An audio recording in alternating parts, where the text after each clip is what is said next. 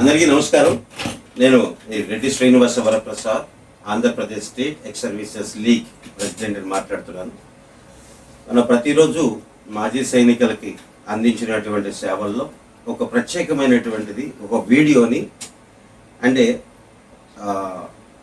చిన్న చిన్న అప్డేట్లకి చిన్న చిన్న సమస్యలతో ఉన్నదానికి మేము వీడియో చేయము, కానీ ఒక క్లిష్టమైనటువంటి అంటే క్రిటికల్ సిచ్యువేషన్, క్రిటికల్ ప్రాబ్లంలో ఉన్నటువంటి ఒక మాజీ సైనికుని సమస్యను ఎట్లా అప్డేట్ చేశాం. ఇలా ఎక్కడికి వెళ్ళినా కూడాను వాళ్ళు ఎటువంటి ప్రాబ్లమ్స్ ఎదుర్కొన్నారో, ఎక్కడికి వెళ్ళినా కూడాను వాళ్ళ సమస్యకు పరిష్కారం కాలేదో అటువంటిది సమస్య కొంచెం క్రిటికల్గానే ఉంటుంది. ఎక్కడికి వెళ్ళినా కూడా అయిపోయే సమస్య చాలా ఈజీ సమస్య, కానీ మాజీ సైనికులు ఎక్కడికైనా వెళ్ళినప్పుడు వాళ్ళ సమస్య పరిష్కారం కావటం లేదు అని అంటే అది కొంచెం క్రిటికల్ మరియు టెక్నికల్. దాని గురించి కొంచెం డెప్త్ అండర్స్టాండింగ్, దాన్ని ప్రొసెస్ చేయాల్సినటువంటి విధానం, ఇది కొంచెం ఎక్స్పీరియన్స్డ్ పర్సన్స్ వాళ్ళు మాత్రమే సాల్వ్ చేయగలరు. అలాంటి ఒక క్రిటికల్ ఇష్యూ ఈ రోజున మన మధ్యకు వచ్చింది. ఈ రోజున జూలై 2, 2026 ఈ రోజున మన మాజీ సైనికులు గోవాడి కాంతారావు సార్ నూజివీడ్ నుంచి మన మధ్యకు వచ్చారు. చాలా రోజుల నుంచి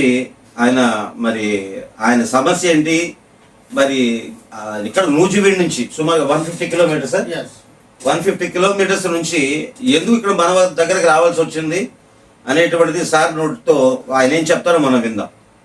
సార్ చెప్పండి. మాకు బాపట్లో ex service man president Prasad గారు ఉన్నారని, ఈ సమస్యలు పరిష్కారం చేస్తారని తెలుసుకుని మేము నూజివీడ్ నుండి ఇక్కడికి వచ్చామండి. ఇక్కడికి వచ్చిన తర్వాత మాకు అన్నీ చక్కగా చేసి పెట్టారు.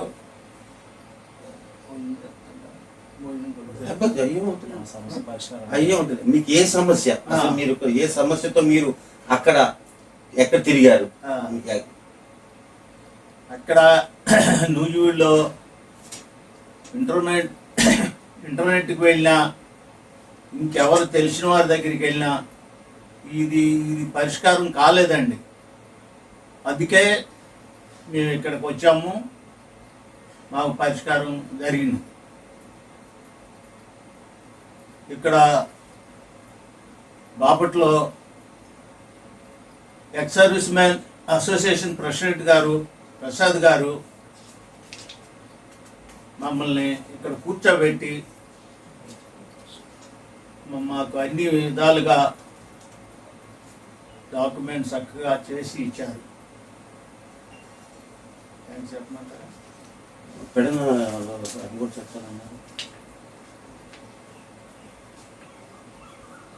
ఇంత క్రితము 2 సంవత్సరాల క్రితం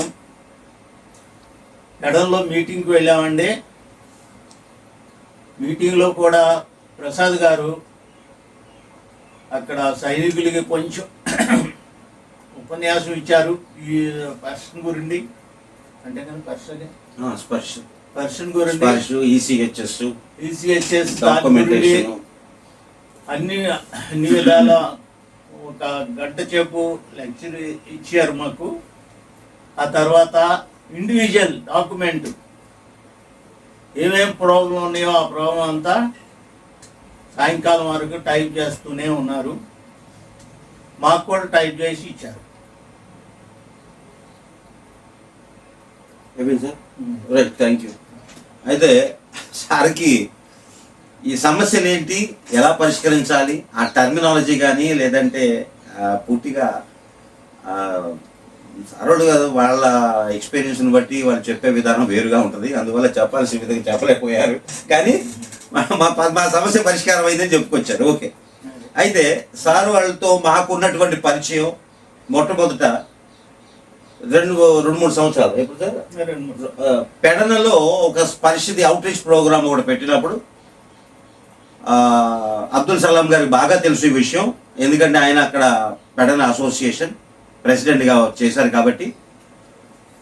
ఆ రోజున మేము ఇక్కడి నుంచి మా కారులో ఈ ప్రింటరు, తర్వాత ఈ ఐరిస్, ఇది బయోమెట్రిక్ డివైజు, తర్వాత ప్రొజెక్టర్, వీడియో ప్రొజెక్టర్, ఇవన్నీ తీసుకొని వెళ్ళి పెడన మరియు పరిసర ప్రాంతాల్లో ఎంతమంది అయితే మాజీ సైనికులు అక్కడికి వస్తున్నారో వాళ్ళందరికీ మధ్యాహ్నం 11-12 గంటల వరకు అవేర్నెస్ ప్రోగ్రామ్ ఇచ్చి ఆ ప్రొజెక్టర్ ద్వారా ఒక వీడియో ప్రజెంటేషన్ తయారు చేసి ఆ ప్రొజెక్టర్ ద్వారా వీడియో ప్రజెంటేషన్ ఇచ్చి దాని గురించి వాళ్ళకి అవగాహన ఇచ్చి ఆ తర్వాత నుంచి సేవా కార్యక్రమాలు ప్రారంభించాం. ఆ సేవా కార్యక్రమాల్లో చాలామందికి చాలా సమస్యలు పరిష్కరించడానికి అక్కడ సరైనటువంటి ఇంటర్నెట్ సదుపాయం లేకపోయినా కానీ మేము మా సొంత మొబైల్లో నుంచి డాటా షేరింగ్ అనేటువంటిది హాట్స్పాట్ ద్వారా, మా ల్యాప్టాప్లకి హాట్స్పాట్ ద్వారా ఆ సిగ్నల్ ఎంతవరకు అయితే వచ్చిందో అంత సిగ్నల్ వరకే హాట్స్పాట్ ద్వారా మేము అక్కడ సేవలు అందించగలిగాం. అదే సార్ అని చెప్పారు, సాయంకాలం వరకు టైపింగ్ చేస్తానే ఉన్నారు అని అంటే ఆయన అర్థమైన భాషలో ఆయన చెప్పుకొచ్చారు, టైపింగ్ చేస్తానే ఉన్నారు. అయితే అక్కడ స్పర్శకి సంబంధించినది, ఈసీహెచ్ఎస్కి సంబంధించింది, అనేక రకాల సమస్యలకు సంబంధించినటువంటి సేవలు అందించాం.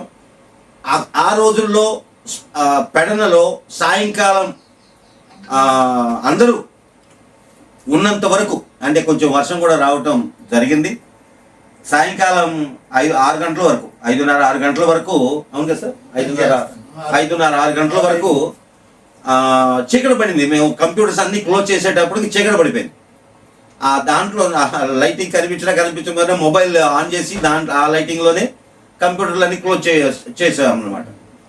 సో ఆ విధంగా పెడనలో మేము ఎప్పుడైతే అక్కడ సేవా కార్యక్రమాలు ప్రారంభించామో అప్పుడు పెడన అసోసియేషన్ అనేటువంటిది మన రాష్ట్ర వ్యాప్తంగా అందరికీ తెలిసిపోయింది.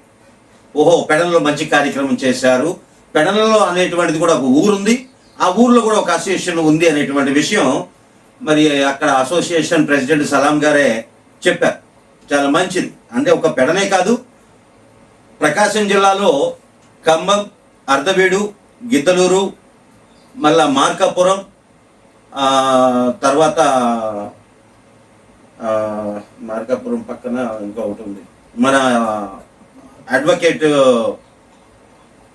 కోటేశ్వరరావు గారు కూడా ఉన్నారు, దర్శి, కరెక్ట్, 2 అక్షరాల పేరు దర్శి. మళ్ళీ అక్కడి నుంచి మళ్ళా ప్రకాశం జిల్లా సైనిక్ వెల్ఫేర్ ఆఫీస్. అదేవిధంగా అక్కడ వారం రోజులు మరి బ్రిగేడియర్ వెంకటరెడ్డి సార్ గారు ఆయన ఇచ్చిన ఆదేశాల ప్రకారం మేము అక్కడ స్పర్శ సేవ మరియు శిక్షణ, ఇది ఎప్పుడు జరిగిందంటే 2022లో జరిగిన విషయం.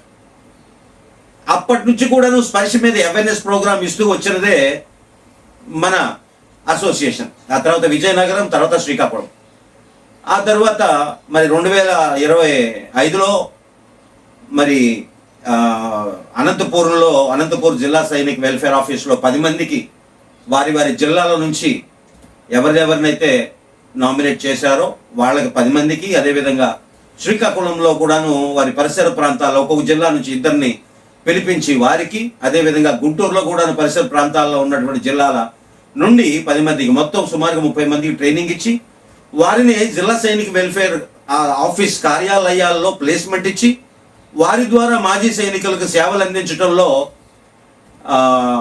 మరి మన బ్రిగేడియర్ వెంకటరెడ్డి సార్ గారి యొక్క ఆలోచన ప్రకారం చేసినటువంటి ఆ కార్యక్రమంలో రాష్ట్రమంతా కూడా మాజీ సైనికులకు ఎంతో సంక్షేమం జరిగిందని చెప్పడంలో సంకోచం లేదు. అది చాలా అద్భుతమైనటువంటి కార్యక్రమం.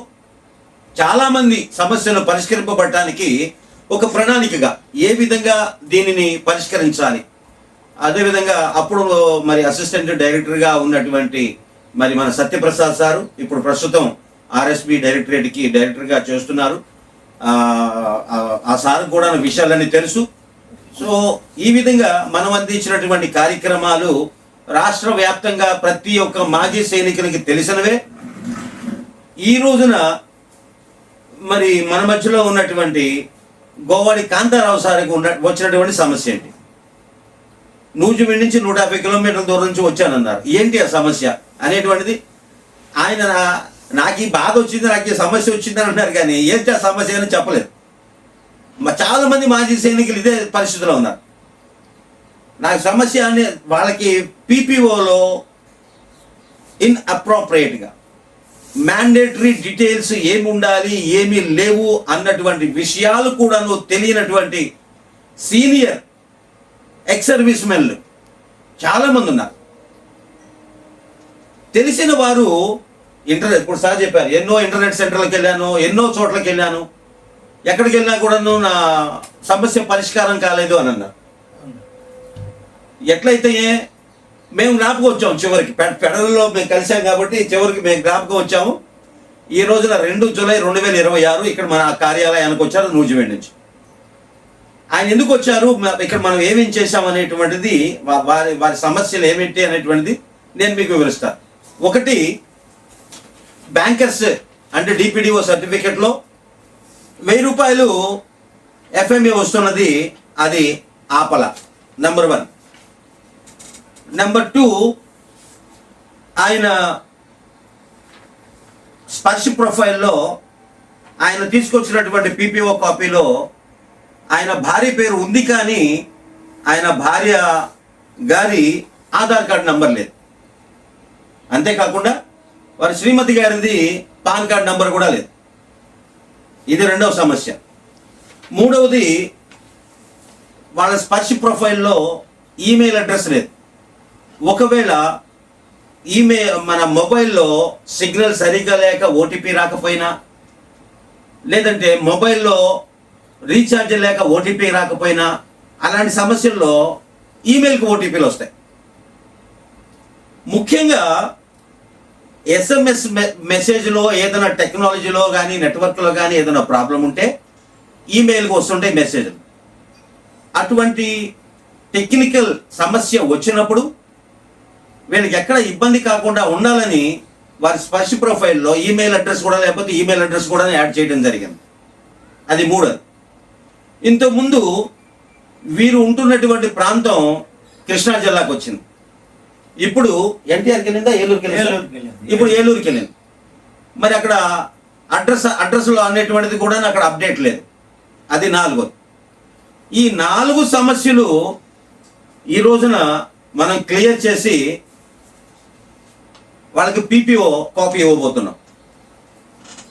సార్, మీ కళ్ళతోటి మీరు చూడండి.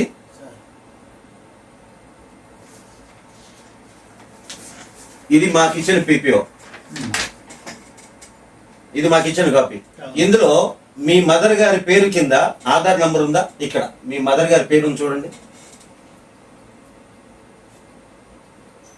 గోవాడి బేబీ సరోజిని.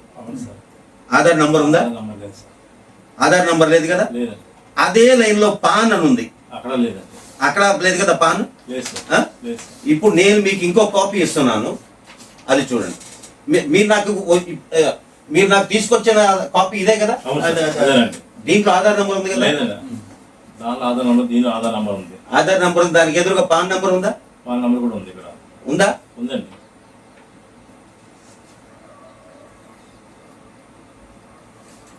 ఉంది కదా. ఉందండి. సో ఇప్పుడు మీ శ్రీమతి గారి పాన్ నంబర్ అప్డేట్ అయిపోయింది, ఆధార్ నంబర్ కూడా అప్డేట్ అయింది. మీరు ఇందాక అన్నారు కదా, నా తర్వాత నా భార్యకి పెన్షన్ అని అన్నారు కదా. మాజీ సైనికులు ఎక్కువగా ఆలోచించేదే, నేను చనిపోయిన పర్లేదు కానీ నా తర్వాత నా భార్యకి పెన్షన్ రావాలి, ఆవిడకి ఎటువంటి ఇబ్బంది రాకూడదు అన్నటువంటి ఆలోచనలోనే సార్ ఉన్నారు. సార్ మాత్రమే కాదు, ఇక్కడికి వచ్చిన ప్రతి మాజీ సైనికులు ఇటువంటి టెక్నికల్ ప్రాబ్లమ్స్తో ఎక్కడికి వెళ్ళినా కూడాను పరిష్కారంతో తొందరగా కాని ప్రాబ్లమ్స్, జటిలమైన ప్రాబ్లమ్స్ అన్నమాట, క్రిటికల్ ప్రాబ్లమ్స్తో వచ్చినటువంటి వాళ్ళకి మన దగ్గరే ఈ సమస్యలన్నీ కూడా వాళ్ళని కూర్చోబెట్టి, వాళ్ళు ఉదయం వచ్చారు, వాళ్ళకి అన్ని సదుపాయాలని ఏర్పాటు చేశాం. మధ్యాహ్నం భోజనం కానీ ఇది కానీ. సరే, మీకే ఎక్కడ ఇబ్బందిగా బజారికి కూడా వెళ్ళనివ్వలేదు, బజారికి కూడా వెళ్ళనివ్వలా. మీరు మా ఊరికి వచ్చారు కాబట్టి మిమ్మల్ని తిరగనీయం అని అన్ని వాళ్ళకి సపర్య పరిచర్యలు కూడా చేశాం. అంతేకాకుండా సమస్యలతో వచ్చినటువంటి వాళ్ళకి వాళ్ళ సమస్యలను పరిష్కరించి సంతోషంగా పంపిస్తాం మేము.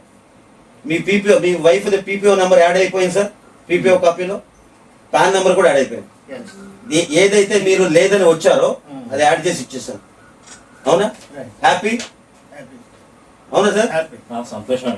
నెక్స్ట్ ఇక మీకు ఎఫ్ఎంఏ సంబంధించింది, అది కూడా కట్ అయిపోయింది. ఓకే సార్, దానికి సంబంధించింది మర్చిపోయాను. ఇంకా వాళ్ళు ఇక్కడికి వచ్చేటప్పుడు ఫుల్ ఆధార్ కార్డులు లేవు. ఆయన శ్రీమతి గారిది కానీ ఆయనది కానీ ఫుల్ ఆధార్ కార్డు లేవు, పాకెట్ ఆధార్ కార్డులు తీసుకొచ్చారు. దాంట్లో డేట్ ఆఫ్ బర్త్ సంవత్సరమే ఉంది, తారీఖు కానీ నెల కానీ లేదు. అవి అప్డేట్ చేశారంటే రికార్డు వాళ్ళు రిజెక్ట్ చేస్తారు. వారిది వారి శ్రీమతిది 2 ఆధార్ కార్డులు కూడా డౌన్లోడ్ చేసి ప్రింట్అవుట్ చేసి ఇవి అప్లోడ్ చేసి ఇవి కూడా వాళ్ళకి కాపీలు ఇవ్వడం జరుగుతుంది. ఇదిగోండి సార్, మీ ఆధార్ కార్డు, మీ వైఫ్ వాళ్ళ ఆధార్ కార్డు. Right sir. మీకు అప్డేట్ చేసిన తర్వాత జూన్ 2026ది పెన్షన్ స్లిప్ ఇచ్చాను. ఇది updated pension slip. Right sir. ఇక నుంచి మీకు ఎఫ్ఎంఏ అనేటువంటిది క్లోజ్ అయిపోయింది, సమస్య క్లోజ్. ఎఫ్ఎంఏ సమస్య క్లోజ్.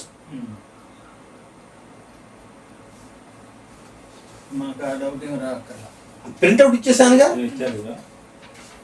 పెన్షన్ స్లిప్ ఇచ్చాను, పీపీఓ కాపీ కూడా ఇచ్చేసాను. పీపీఓ కాపీలో మీ శ్రీమతి గారి ఆధార్ నంబర్ కూడా ఎంటర్ అయ్యింది, పాన్ కార్డ్ నెంబర్ కూడా ఎంటర్ అయ్యింది. ప్లస్ మీ మొబైల్లో మీ ఈమెయిల్ అడ్రస్ కూడాను స్పర్శ మెసేజ్ ఇక్కడ నుంచి ఈ రోజు నుంచి రావడం స్టార్ట్ అవుతాయి. సో వారికి విత్ ఎవిడెన్స్, విత్ డాక్యుమెంట్ వాళ్ళకే చెక్ చేసుకున్నారు, వాళ్ళు స్వయంగా చెక్ చేసుకున్నారు. సార్ మీరు సాటిస్ఫై సార్? ఏ సార్, ఈ విధంగా సార్ మర్చిపోయాను, మీరు నాకు 8,000 కాంట్రాక్ట్ మాట్లాడుకున్నాము. కాంట్రాక్ట్ ఏం లేదు, 8,000 కాంట్రాక్ట్ మాట్లాడుకున్నాం సార్. రూపాయి కూడా ఏం తీసుకోలేదు, ఏం లేదండి. మాజీ సైనికులు గమనించండి, నా సొంత కంప్యూటర్లో సర్వీస్ సెంటర్ ఉంచి సేవలు అందిస్తూ 2022 నుంచి మన రాష్ట్రంలో స్పర్శ ట్రైనింగ్ ఇచ్చి ఎక్స్ సర్వీస్ మెన్ అసోసియేషన్ సభ్యులను నాతో పాటు కూర్చోబెట్టుకొని మధ్యాహ్నం వరకు వాళ్ళకి ట్రైనింగ్ ఇచ్చి భోజనం తర్వాత సేవలు అందించి వచ్చినటువంటి చరిత్ర మంది. మాజీ సైనికులకి మన రాష్ట్రంలోనే కాదు, మిగిలిన రాష్ట్రాలందరిలో కూడా తెలుసు, గర్వంగా చెప్పుకుంటాం. ఇంకొకటి ఏంటంటే, నాది గవర్నమెంట్ ఉద్యోగం కాదు, నాకు 70,000 ఒక 80,000 లేదంటే ఒక 50,000 నాకు ఎవరు జీతం ఇవ్వట్లేదు. ఆయన డబ్బులు తీసుకుంటున్నాడు అని చెప్పేసి ప్రచారాలు చేయటానికి. కాబట్టి ఇది నా సొంతంగా నేను చేస్తున్నటువంటి నా కృషి. ఇప్పుడు సార్ ఇందాకే అన్నారు, సార్ ఇందాక ఆయన అన్నారు, నా సంతోషంగా నేను ఇస్తానండి, అంత తప్పితే మీరు నన్ను ఏమీ అడగలేదు, పని అంతా చేసేసాం,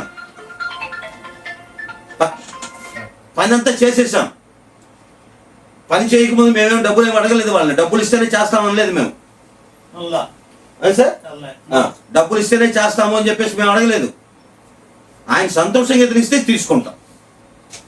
అయినా ఇంకో మాట చెప్తున్నా, నేను డబ్బులు తీసుకుంటా, ఎందుకంటే నేను పని చేస్తున్నా, కంప్యూటర్ నాది, సర్వీస్ సెంటర్ నాది, నేను ఒక ఇంటర్నెట్ సెంటర్ పెట్టుకొని నేను పని చేస్తున్నా, నేను డబ్బులు తీసుకొని పని చేస్తా. ఎవరికి ప్రాబ్లం? ఇష్టం వచ్చినట్టు చేయించుకోండి, కష్టం వచ్చినట్టు దబ్బే ఇండియా నుంచి. అంతేగాని పిచ్చి కూతలు ఏదో నా కాంట్రాక్ట్ చేసుకుంటున్నాడు, లేదంటే ఇంత డబ్బులు ముందే బేరం ఆడుకుంటాడు అని కొంతమంది నన్ను అవమానపరచడానికి కొంతమంది పిచ్చి పిచ్చి వేషాలు వేస్తున్నారు. ఇక్కడ వచ్చిన వాళ్ళకి టిఫిన్లు పెట్టడం, మధ్యాహ్నం భోజనాలు పెట్టడం, అవసరమైతే నా కారులో వాళ్ళని డ్రాప్ చేయటం. విశాఖపట్నం నుంచి చిన్నారావు అని ఆయన వచ్చారు. పాపం ఆయన ఒక కాల్ లేదు, ఇప్పుడే ఫోన్ వచ్చింది, 2వ కాల్ కూడా తీసేస్తున్నారు సార్ ఈ రోజున. నాకు చాలా బాధేసింది.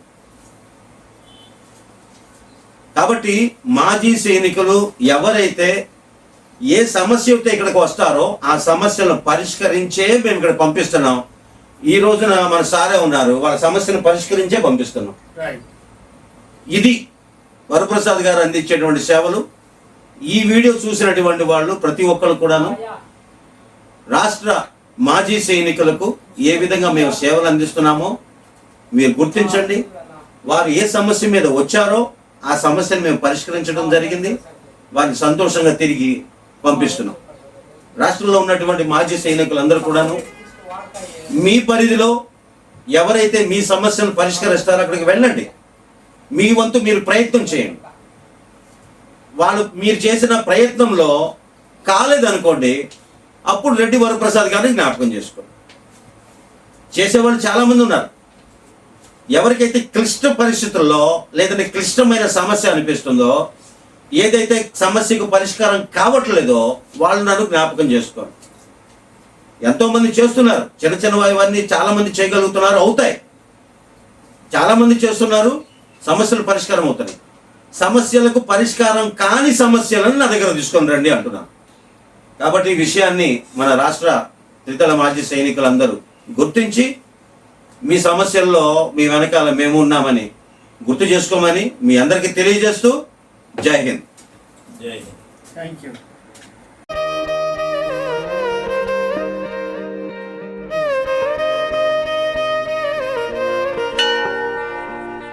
ఉన్నాడో లేడో తెలియదు దేవుడు, కానీ ఉన్నన్నాళ్ళు వెతుకుతూ ఉంటాడు జీవుడు. ఎవరన్నారో తెలియదు గాని ఆనాడు మానవ సేవే మాధవ సేవని ఓ మహనీయుడు. దేవుడంటే సాయమేరా తమ్ముడు, ఆ దేవుడే ఇది చెప్పిన ఎవ్వడు నమ్మడు. దేవుడంటే సాయమేరా తమ్ముడు, ఆ దేవుడే ఇది చెప్పిన ఎవ్వడు నమ్మడు. ఉన్నాడో లేడో తెలియదు దేవుడు, కానీ ఉన్నన్నాళ్ళు వెతుకుతూ ఉంటాడు జీవుడు.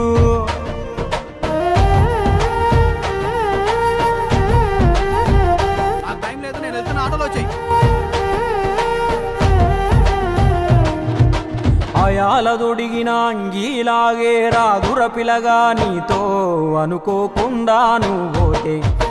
ఆయాసమెందుకు ఐసా పైసా అంటూ ఓ అనుమంతో నువ్వు మార్చగలవ తల రాతే. నీ ఎదుటి వాడి కన్నీళ్లు తుడువగా చేయి రాదు నీకు. నీకెదురయ్యేటి అవరోధ సంద్రమును ఎవడు దాటిస్తాడు. నీ కళ్ళ ముందు జరిగేటి ఘోరమును ఆపతెగువలేదు. నీ వాళ్ళు కూడా స్థానములుంటే ఆడా ఎవడు రాడు. సూర్యుడు విసుగే లేకుండా వెలుగుతో సాయం చేస్తాడు. చంద్రుడు తిరిగే మడగడుగా చలువను రోజు పంచుతాడు. కనుకే వేల ఏళ్ళుగా వాళ్ళ స్థానము గగన తలము పైనే. సాయం అంటే దేవుడేరా తమ్ముడు, ఆ దేవుడే దిగి వచ్చిన ఎవ్వడు నమ్మడు.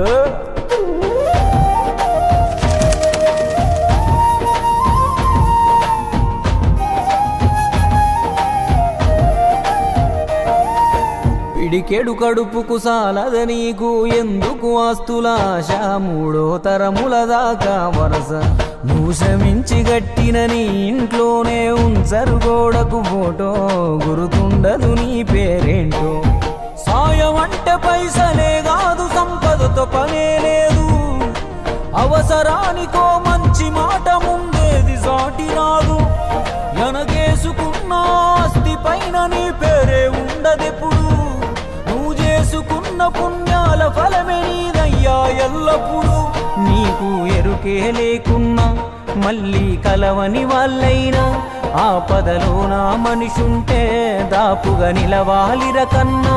మళ్ళీ తిరిగి తిరిగి అది నిన్ను చేరుతది ఏదో రూపానా, ఇంకేదో రూపానా. చేసి కొడతారా? అబ్బా థ్యాంక్ యూ సార్, న్యాయంగానే కొన్నాను సార్, పక్కబట్టి కొట్టారు సార్. అబ్బా అబ్బా